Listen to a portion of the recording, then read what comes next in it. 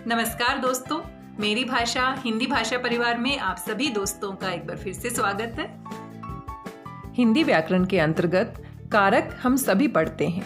छोटी कक्षाओं में ही हम इसके बारे में पढ़ना शुरू कर देते हैं। जैसे जैसे हमारी कक्षाएं बड़ी होती हैं, इसका स्तर थोड़ा थोड़ा बड़ा होता जाता है और आजकल हर प्रतियोगी परीक्षा में कारक से संबंधित प्रश्न पूछे जाते हैं। ज़्यादातर हमारे जो प्रश्न होते हैं वो करण कारक और अपादान कारक से संबंधित होते हैं। वैसे तो इनकी परिभाषाएं बड़ी ही आसान हैं, छोटी कक्षाओं में हम इनको याद भी कर लेते हैं, कुछ गिने चुने उदाहरण भी हम देख लेते हैं। लेकिन जब प्रतियोगी परीक्षाओं में अपादान कारक और करण कारक के उदाहरण दिए जाते हैं तो कुछ विशेष प्रकार के उदाहरण होते हैं जिनको पढ़कर हमारे मन में शंका उत्पन्न होती है, दुविधा उत्पन्न होती है। आज की इस वीडियो में हम इसी प्रकार के उदाहरण पर बातचीत करने वाले हैं और मुझे पूरा विश्वास है कि आज का वीडियो देखने के बाद हमारे जो छोटे छोटे कन्फ्यूजन होते हैं उनको हम दूर कर पाएंगे। हम सभी जानते हैं, संज्ञा या सर्वनाम के जिस रूप से क्रिया तथा वाक्य के अन्य शब्दों के साथ संबंध का पता चलता है उन्हें हम कारक कहते हैं। कारक मुख्य रूप से 8 प्रकार के होते हैं और संस्कृत व्याकरण में भी हम कारक के बारे में अच्छे से पढ़ते हैं। कारक आप सभी जानते हैं, कर्ता कारक, कर्म कारक, करण कारक, संप्रदान कारक, अपादान कारक, संबंध कारक, अधिकरण कारक, संबोधन कारक। हर एक कारक की अपनी विभक्ति होती है और उसी के आधार पर उसका वाक्य में प्रयोग किया जाता है। कहीं कहीं कुछ विशेष परिस्थितियों में जो कारक होता है उसकी विभक्ति का लोप भी हो जाता है। आज हम सिर्फ बातचीत करेंगे करण कारक और अपादान कारक के बारे में। आइए सबसे पहले कुछ उदाहरण देखते हैं। माँ चाकू से फल काटती है, अध्यापिका पुस्तक से पढ़ाती है, बच्चे दादाजी के साथ खेल रहे हैं, मुझे रेलगाड़ी से पठानकोट जाना है। इन सभी उदाहरणों को ध्यान से देखने पर हमने देखा से विभक्ति का प्रयोग किया गया है। और एक उदाहरण, बच्चे दादाजी के साथ खेल रहे हैं, यहाँ पर से विभक्ति का प्रयोग भी नहीं हुआ है बल्कि के साथ यहाँ पर विभक्ति का प्रयोग किया है।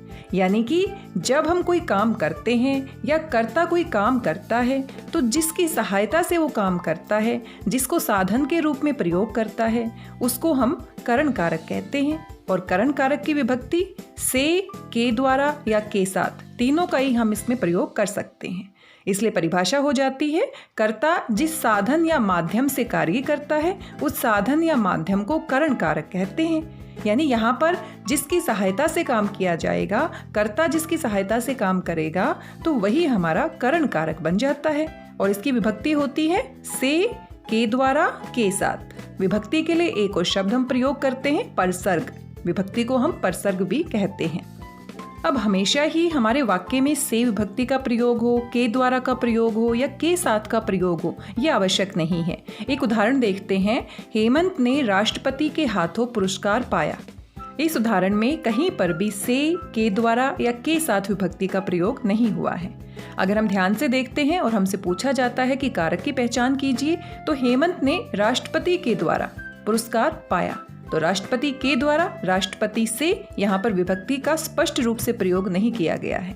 और यही बात हमें दुविधा में डालती है कि जब छोटी कक्षाओं में हम कारक के बारे में पढ़ते हैं तो बहुत ही आसान उदाहरण हमारे सामने होते हैं। हर किसी में विभक्ति का प्रयोग देकर दिखाया जाता है ताकि हम कारक की अवधारणा को समझ सकें।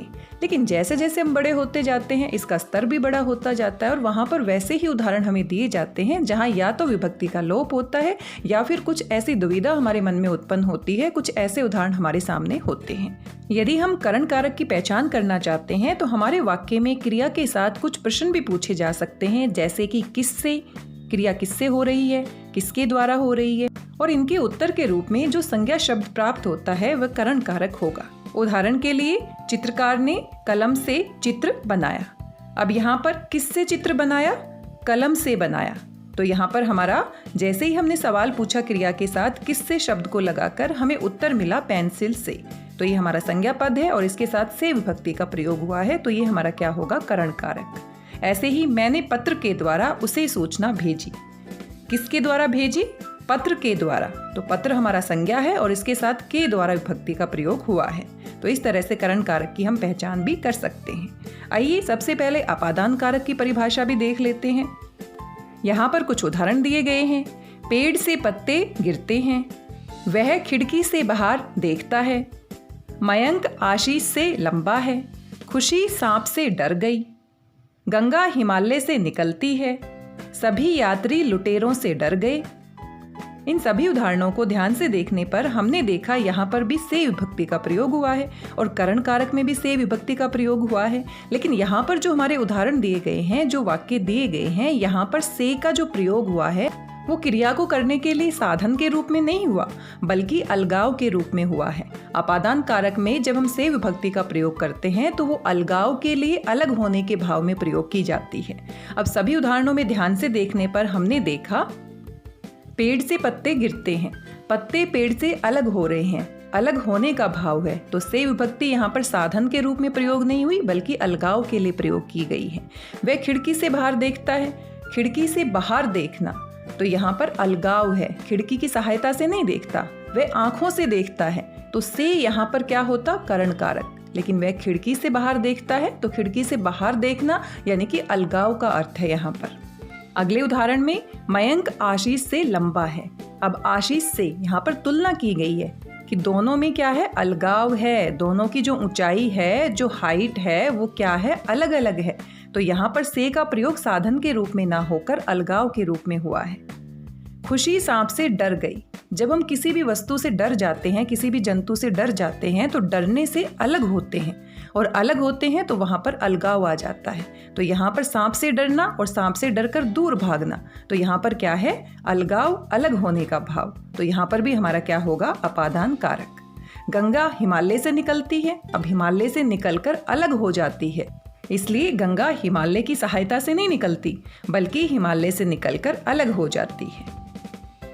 सभी यात्री लुटेरों से डर गए। अब फिर से डरने का भाव है, तो जब हम किसी वस्तु से डरते हैं या किसी भी जीव जंतु से डरते हैं तो उससे अलग होते हैं, ना कि उसके पास जाते हैं। तो यहाँ पर भी क्या है, अपादान कारक। इसलिए हमें यही बात विशेष रूप से ध्यान रखनी है कि करण और अपादान कारक में दोनों में से विभक्ति का प्रयोग होता है, लेकिन करण में से विभक्ति का प्रयोग साधन के रूप में होता है, लेकिन अपादान कारक में से विभक्ति का प्रयोग या तो अलग होने के भाव में होता है, या किसी चीज़ से दूरी बनाने के भाव में होता है, या दोनों की तुलना करने के लिए होता है, या डर लगने के भाव में होता है, या किसी से शर्माने के भाव में। अगर हम किसी से शर्माते हैं या डरते हैं तो दोनों ही अवस्थाओं में किसी से दूर जाते हैं।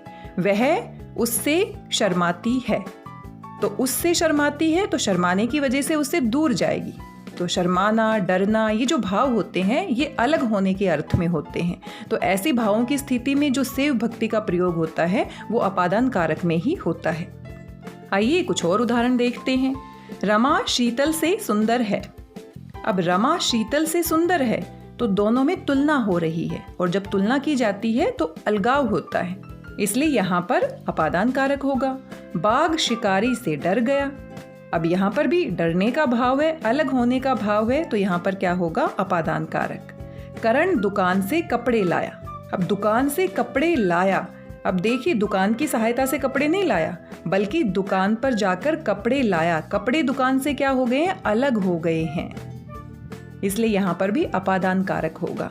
यही बात हमें समझनी है कि कहाँ पर साधन के रूप में से का प्रयोग हुआ है और कहाँ पर अलगाव के अर्थ में, दूरी बनाने के अर्थ में प्रयोग हुआ है। अब एक और उदाहरण देखते हैं। पेड़ से पत्ते गिरते हैं। पेड़ों से फर्नीचर बनता है। दोनों उदाहरण में पेड़ और पेड़ों से विभक्ति का प्रयोग हुआ है, लेकिन फर्नीचर बनता है तो पेड़ों की सहायता से बनता है, से साधन का काम कर रहा है। और पेड़ से पत्ते गिरते हैं, पत्ते जो गिर रहे हैं पेड़ से अलग हो रहे हैं। तो पहले उदाहरण में हमारा क्या होगा, अपादान कारक, और दूसरे उदाहरण में हमारा क्या होगा, करण कारक। आइए एक और उदाहरण देखते हैं। वह बस से दिल्ली जाता है। वह बस से नीचे उतरता है। दोनों उदाहरण में से विभक्ति का प्रयोग हुआ है, और प्रतियोगी परीक्षाओं में जानबूझकर ऐसे ही उदाहरण दिए जाते हैं कि कितनी गहराई से हमने कारक को समझा है। अब बस से यानी बस की सहायता से जाता है तो करण कारक होगा, और बस से नीचे उतरता है तो बस से नीचे उतरने की वजह से जो व्यक्ति है वो बस से अलग हो जाता है। तो यहाँ पर से विभक्ति का प्रयोग किस अर्थ में होगा, अपादान कारक के अर्थ में होगा। आइए कुछ और उदाहरण देखते हैं। वह साइकिल से घर गया, और दूसरा उदाहरण है वह घर से आया। अब यहाँ पर से विभक्ति का प्रयोग घर से आया, घर से अलग हो गया है, अपादान कारक होगा। और साइकिल से घर गया तो साइकिल की सहायता से घर गया, यहाँ पर क्या होगा, करण कारक। इसी प्रकार से अगर किसी वस्तु को किसी दूसरी वस्तु से दूर हम दिखाते हैं, जैसे कि मेरा घर उससे दूर है। अब दूर है यानी कि अलग है, तो यहाँ पर भी उससे का प्रयोग, से विभक्ति का प्रयोग अपादान कारक के अर्थ में हुआ है। वैसे ही अगर हम किसी से घृणा करते हैं या ईर्ष्या का भाव रखते हैं और इस प्रकार के वाक्य बनाते हैं, वह मोहन से घृणा करता है। मोहन से घृणा करना, अगर हम किसी से घृणा करेंगे, ईर्ष्या करेंगे तो उससे अलग होने का भाव होगा, तो यहाँ पर भी अपादान कारक होगा। इसी प्रकार से अगर हम किसी व्यक्ति की रक्षा करते हैं किसी दूसरी वस्तु से, तो वहाँ पर भी अलग करते हैं। वह शेर से उसकी रक्षा करता है। अब शेर से उसकी रक्षा करता है तो उसको दूर करता है, शेर से उसको बचाता है। तो बचाने के अर्थ में, रक्षा करने के अर्थ में भी हमारी जो विभक्ति होती है हमेशा अपादान कारक में होती है। आगे एक और महत्वपूर्ण उदाहरण है जिसमें हम जरूर कंफ्यूज हो सकते हैं, सीखने के अर्थ में। अगर हम किसी से कुछ सीखते हैं, जैसे कि वह गुरु से सीखता है। अब इस उदाहरण में से विभक्ति का प्रयोग हमें लगता है गुरु की सहायता से सीखता है, लेकिन जब सीखना होता है, कोई विद्या हम प्राप्त करते हैं तो वो उससे अलग हो जाती है। गुरु से सीखना, तो जो सीखा है वो हमारे पास आ गया है, यानी कि अलग होने का भाव है। हमने जो नया सीखा है वो हमारे पास है, गुरु से अलग है, तो यहाँ पर भी अलगाव का भाव होता है। और इस तरह के उदाहरण बार बार पूछे जाते हैं ताकि हम कंफ्यूज हो सके। इसलिए हम कह सकते हैं कि जब डरने का भाव होता है, किसी से कुछ सीखने का भाव होता है, कहीं से कोई चीज़ बाहर निकल रही होती है, दूर या पास की बात होती है, जब दो वस्तुओं में तुलना करते हैं, घृणा या ईर्ष्या के भाव होते हैं, किसी से रक्षा करने के भाव होते हैं, तो इन सभी भावों में अपादान कारक लगता है। यही महत्वपूर्ण बातें हमें समझनी है, और वाक्य को जब हम ध्यान से पढ़ते हैं, उसके अर्थ को समझने की कोशिश करते हैं, तो हम अच्छे से समझ जाते हैं कि अलग होने का भाव है या फिर वहाँ पर साधन के रूप में से विभक्ति का प्रयोग हुआ है। जल्दबाजी करने से, सिर्फ से विभक्ति को देखने मात्र से हम पहचान नहीं कर सकते कि करण कारक है या अपादान कारक है। छोटी कक्षाओं में अलग बात होती है, बहुत ही आसान से उदाहरण होते हैं, लेकिन जब प्रतियोगी परीक्षाओं की बात होती है तो वही उदाहरण बार बार दिए जाते हैं जहाँ पे हमें कन्फ्यूजन होता है। आशा करती हूँ दी गई जानकारी आपको पसंद आई होगी। वीडियो आपको कैसा लगा जरूर बताइएगा। आज के इस वीडियो में बस इतना ही। मिलते हैं एक नए वीडियो में कुछ नई जानकारी के साथ। तब तक स्वस्थ रहिए, व्यस्त रहिए, मस्त रहिए, खुश होकर पढ़ते रहिए। मेरी भाषा हिंदी भाषा परिवार के साथ जुड़ने के लिए आप सभी दोस्तों का धन्यवाद, बहुत बहुत धन्यवाद।